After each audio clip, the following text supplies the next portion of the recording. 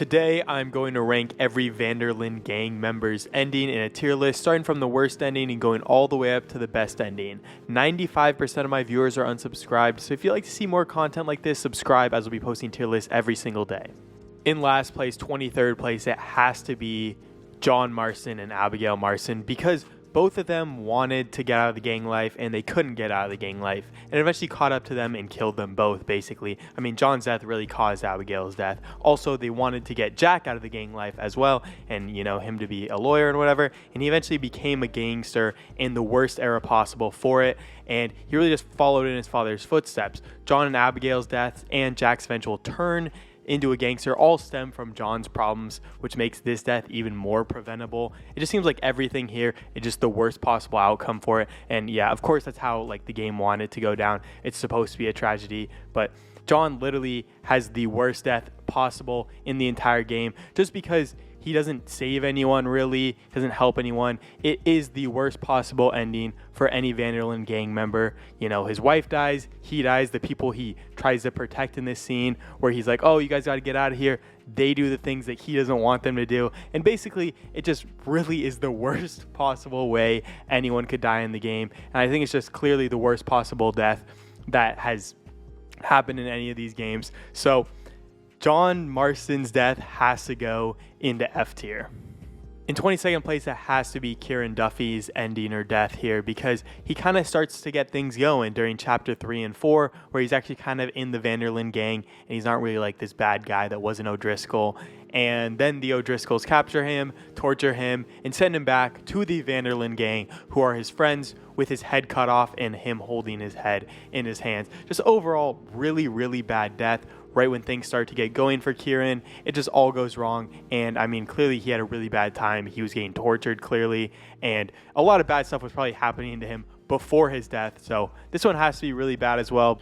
And it also just has to go in the F tier because of how brutal Kieran's death was and who it was from. In 21st place, it has to be Hosea Matthews' death. He really wanted to get everyone out, and I feel like his death itself, he died thinking that everyone else in the Vanderlyn gang was either going to get arrested and hanged after that, or just die in the actual shootout. So, I mean, he kind of dies thinking that everything went wrong according to his plan. I just think overall, it really just sucks the way he died, because it's probably the other worst possible death. He just dies thinking that everyone else is going to get captured and the whole gang's over because of him. So I think this one is also really bad, but it's not as bad as the other two because it's not as brutal.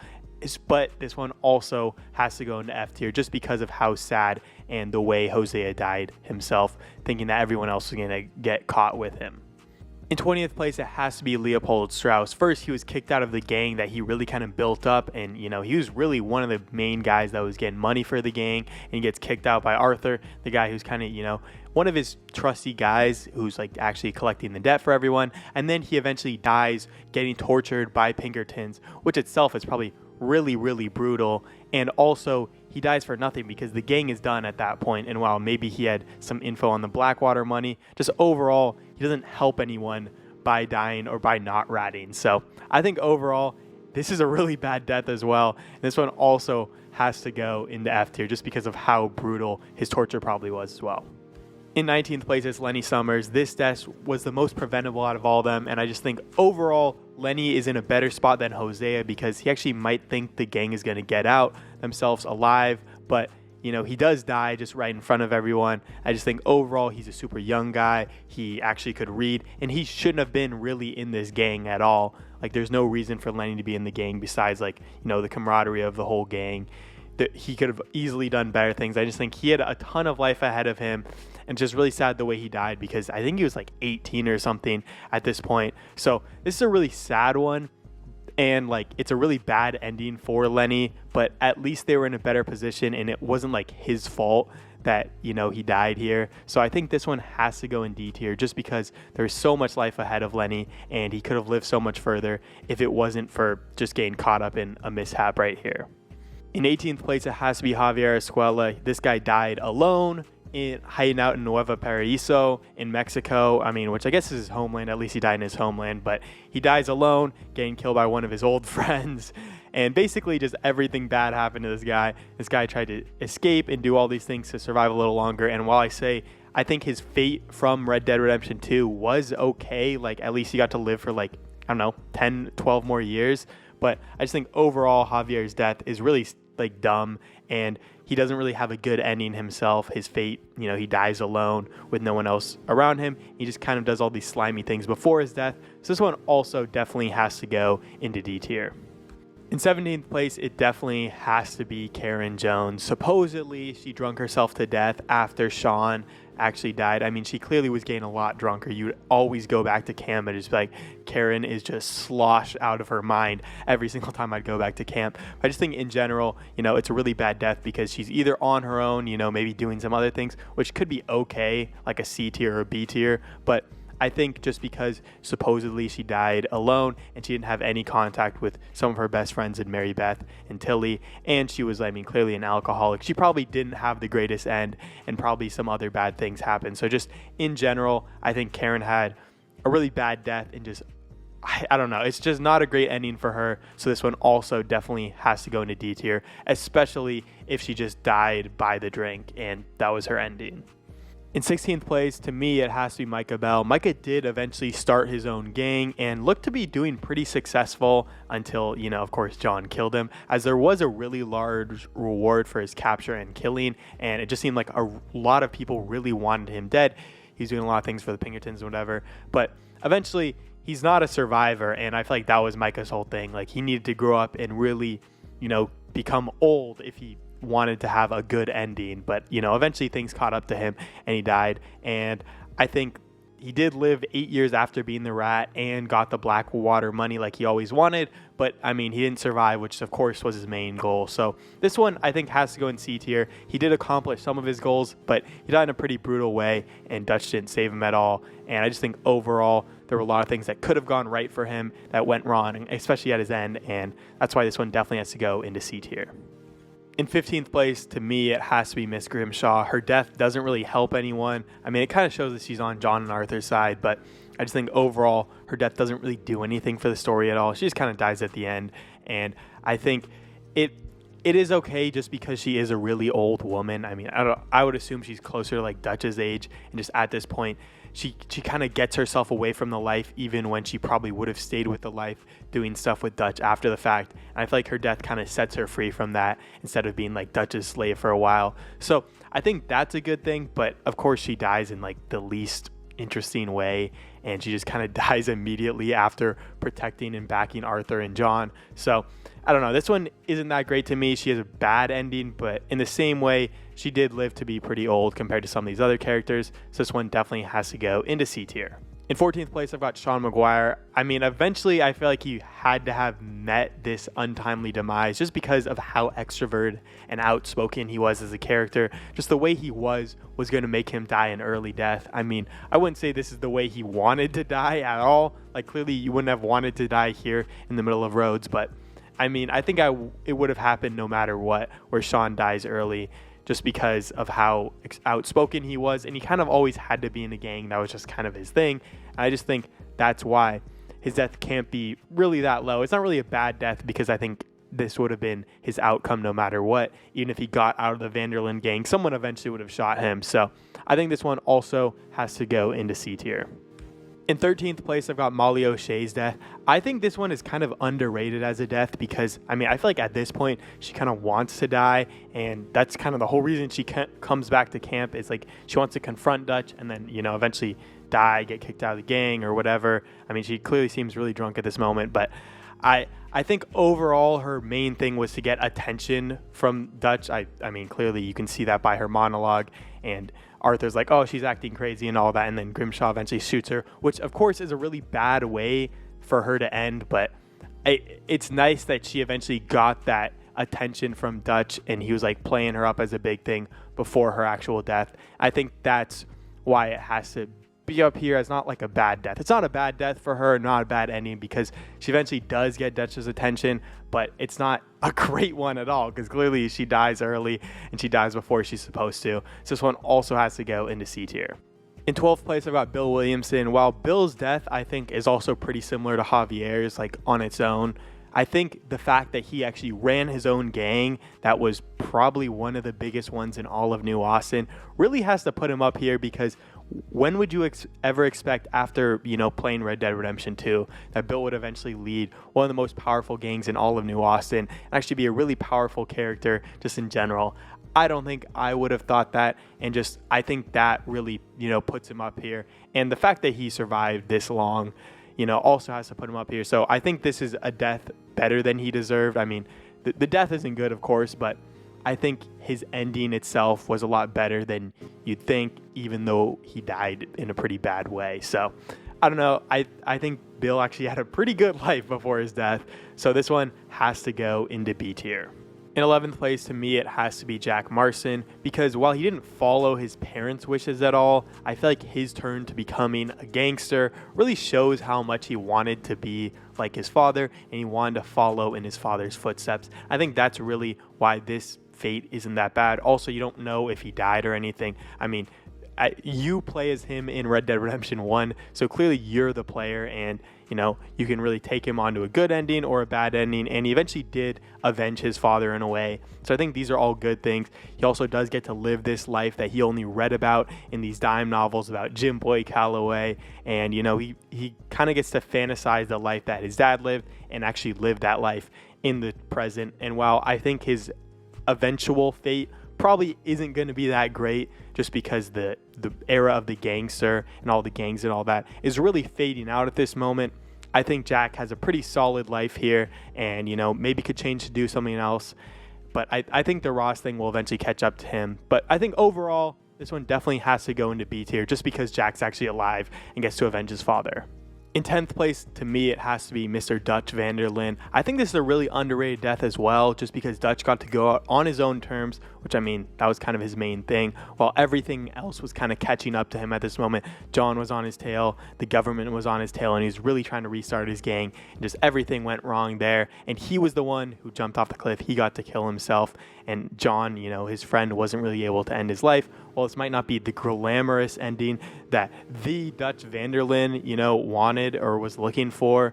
I think being the most wanted man in multiple states for over a decade really shows that he did way better than I think most people would in that same situation, and he got to live a lot longer than I mean, you look at like Colm O'Driscoll, Arthur, he got to live a lot longer than a lot of other people. So I think he had a solid fate, because he did get to live a lot longer than he should have. And just in general, when things were catching up to him, he got to go on his own terms. So this one definitely has to go in B tier. While it wasn't the most glamorous ending, it is a ending that definitely fits Dutch van der Linde. In 9th place, I've got Uncle. I think Uncle's life and his ending was pretty solid. I mean, even though he dies here in front of his family, he did get to live at least 4 years just being a parasite off of John and his family. And I think overall, he got to live a much better life than he would have if he was just on the streets instead of meeting Charles and John and all that. So I think it's definitely a better fate than he would have got if he was on the streets, and just overall, he lived a better life, even if he did eventually die. So this one has to also go into B tier. In 8th place, I've got Arthur Morgan, the protagonist of Red Dead Redemption 2, and I think he also has a really bad death here. I mean, it's not a bad one, because he does get some people away from the life of violence that he had. I mean, he gets a lot of people away, but I mean, John and Abigail eventually do die and kind of follow in the same footsteps as him. And I just think overall he lives a lot shorter life than he should have, just because of his tuberculosis. And I think that really is what takes this death down. Of course, everyone else above this actually did live. So I think he's the best character that did die, because he got a lot of people out of the life that he wanted them to get out of. But I just think overall, Arthur's death isn't the greatest ending for, a great character like this. While it is a good ending and it does wrap up his story quite nicely, I don't think anyone would have wanted to die here and die to Micah Bell, basically. So I don't know. This one's solid to me, but it, of course, can't be any higher because Arthur actually died here. So this one also has to go into B tier. In 7th place, I've got Simon Pearson. I think Pearson actually lived a pretty good life. He eventually got married. I think he got married twice, but I mean, one of them, of course, he got divorced. And he does run the general store in Rhodes. So I think it's a pretty solid life. I mean, eventually he does meet up with John. I don't know if that's technically like canon, but he does seem to have a pretty nice life, and he gets to do a lot of the things that he loved to do, and he does eventually look back on the van der Linde gang as like a good thing, and I think he liked his time there. So overall, I think Pearson's life, while it might not be that glamorous and amazing, he does eventually, get married, run a store, and kind of do all these things that he wanted to do before, being in the gang and all that. So overall, while it's not, the most amazing one, I think this definitely has to go into A tier just because it's a pretty solid and successful life just because he didn't die. In sixth place, I've got Josiah Trelawney. While we don't really know what Trelawney got up to after he eventually left the gang in Fine Art of Conversation, I'm assuming he went back to his family in Saint Denis and kind of just, was a family man there. Well, of course, I'm assuming he still did a lot of scamming and all that, because even without the van der Linde gang, he was always doing scamming and always up to some weird stuff. I don't think he was doing the scamming as much, and I think he was probably trying to settle down into an actual job and try and provide for his family in some other way, because, clearly he saw all the violence that was going down with the van der Linde gang. It was going to pack his bags and leave no matter what. So I don't know. I think it's a pretty solid ending, and just the fact that he got to go and live with the family that he already had this whole time, I think is also a pretty solid ending, and I feel like it really fits Trelawney's character because, he's got the secret life going on. So I don't know. I really like this one, and I think this one fits Trelawney's character. So I think it also has to go into A tier. In fifth place, I've got Sadie Adler. I think Sadie had a really successful ending here. She eventually did get to kill the O'Driscolls, avenging her husband. She got to kill Micah, avenging Arthur, and she supposedly went to South America looking for a husband or whatever. You don't really know what she did exactly, but I'm assuming she did her own thing, and she really was a boss-ass woman with whatever she was doing, and, I hope she also solved her anger management issues because she didn't have to kill any more O'Driscolls. But I don't know. I really like Sadie as a character, and I'm assuming she probably had a pretty successful ending. She did get to wrap up all of her business in wherever state, like West Elizabeth and all the other ones. She did get to wrap up all her business in America itself, and she got to go off to South America. Maybe, like I said, we don't really know exactly what Sadie did, but I'm assuming she got off to some pretty cool adventures and just got to do something pretty successful. So this one also has to go into A tier. In fourth place, to me, it has to be Reverend Swanson. He eventually does get to leave the gang. He stops drinking and doing drugs. He just, totally becomes a sober guy. And eventually he moves to New York and starts his own church and does a bunch of things for the church. I don't know if he starts his own church, but he's a pastor at a church. Either way, though, I think Swanson really cleaned up his act and really had a good ending. Well, while Swanson's a pretty interesting character, and I wouldn't say he's really that great of a character on himself, I think this is a really great ending for a character who's not all that interesting during the actual game, and it's probably pretty annoying to most people during the actual game because he always just comes up to you high or drunk and he's just like, yo, Arthur, I gotta talk to you about this one thing, and it's like, no, you don't care at all about Swanson. And then he does all these good things after the game, which I really say is really nice. He gets to clean up his act, he gets to clean up his reputation, just overall become a good person after that. And I just think it's a really good ending for a character who I don't think is that interesting in his own right. So this one also definitely has to go into A tier. You don't really see any of that, but you assume that Swanson's doing some pretty good things in New York. In third place, to me, it has to be Tilly Jackson / Tilly Pierre because she got married and to a rich lawyer in Saint Denis. She got married, she had a daughter, and, she also saves Jack from the Pinkertons. She lives a really nice upper class life in Saint Denis with servants. And I just think overall, she is a really, really solid life for a character who is also not really explored in the main game that much. And I don't really think she can be S tier because she kind of just lucked into it by marrying a really wealthy guy from Haiti. But I think she really has a really successful ending. While a lot of that success isn't her own, it's because she's married to this dude that's really wealthy. I think it's still a really good job. And the fact that she also keeps up in constant contact with Mary Beth, I think really shows that she's a great friend. She really is, deserving of this successful life, and just overall is a perfect character that I think really deserves to have this great life. So this one also has to go into A tier, can't go into S tier because you don't really see a lot of these goals that she like eventually does accomplish with like, you know, marrying her husband and, you know, eventually having that daughter. But overall, she has a really successful life, so it definitely has to go into A tier.